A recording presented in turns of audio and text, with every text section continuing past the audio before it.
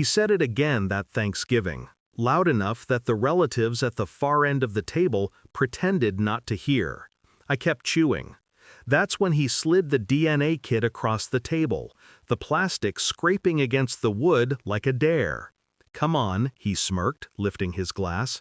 "Let's see if you're even mine." Everyone laughed, except my mother, who stared at her plate like it held a secret she hoped would stay buried. I didn't rise. I didn't snap back. I just looked at him and said, "Sure." And in that moment, I knew exactly what I was about to do. My brother, Daniel, was always the real son, the golden boy, the one Dad boasted about. I was the afterthought, the mistake, the kid he tolerated but never embraced. Growing up, I learned to read the room before I could read books. Every achievement of mine was luck. Every success Daniel had was genius. Dad's love was a locked room. But Daniel had the key, and I was kept at the door. I used to beg for his approval. I stopped when I realized he enjoyed watching me try. The first red flag appeared last winter, a small one. Dad and Daniel arguing in hushed tones in the garage. The kind of argument men have when discussing a truth nobody is supposed to hear. "It's fine," Daniel said. "He doesn't need to know." Dad's reply was a whisper, sharp, panicked. I stepped back before they saw me. I wasn't supposed to hear it, but I did. And once doubt enters the mind, it doesn't leave quietly. So I watched, listened, collected the little details. Mom flinching whenever my father said, "Mistake." Dad avoiding eye contact whenever someone said I looked like him. Daniel trying a little too hard to calm him down. There was a secret. They were protecting it. And they thought I was too desperate for their approval to notice. They never realized that being ignored teaches you to observe. I took the DNA test, not because I believed Dad's little joke, but because I wanted the truth they were so afraid of.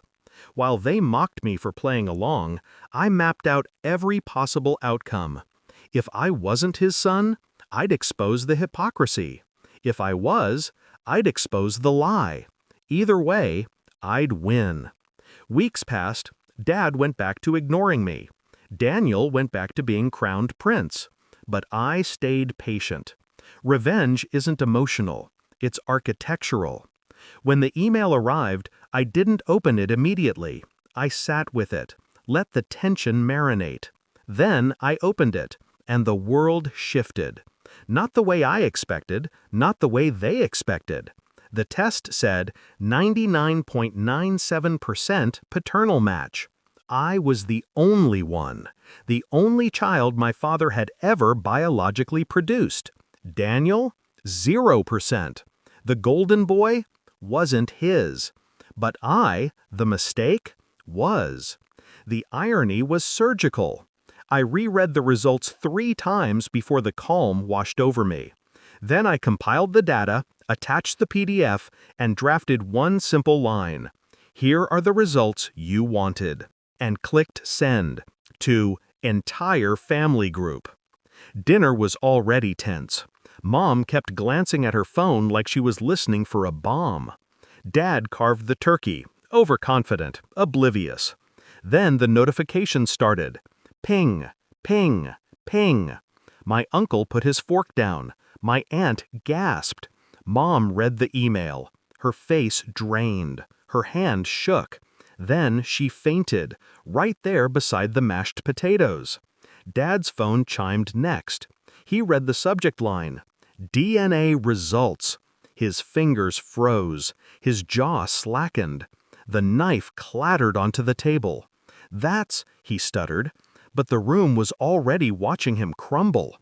Daniel grabbed his own phone, scanned the results, and whispered, "Dad?" For the first time in my life, my father looked at me with fear. Not disappointment, not superiority. Fear. Because the truth wasn't just exposed, it was documented, shared, permanent. I spoke softly, the way he always wanted me to. "You wanted to see if I was yours," I said. "Well, Turns out I'm the only one. Silence. Heavy. Suffocating. Daniel pushed back his chair and left the table. Mom followed, sobbing. Dad just sat there, staring at the test he demanded that destroyed everything he built. I didn't smile. Revenge doesn't need a grin. It needs impact. And I gave him impact. People think revenge is loud, a scene, a spectacle. But real revenge is quiet. It's a truth released at the perfect moment, like a blade you don't see until it's already inside you. For 20 years, he called me a mistake. Turns out, I was the only thing he ever got right. And that's the part he'll never recover from.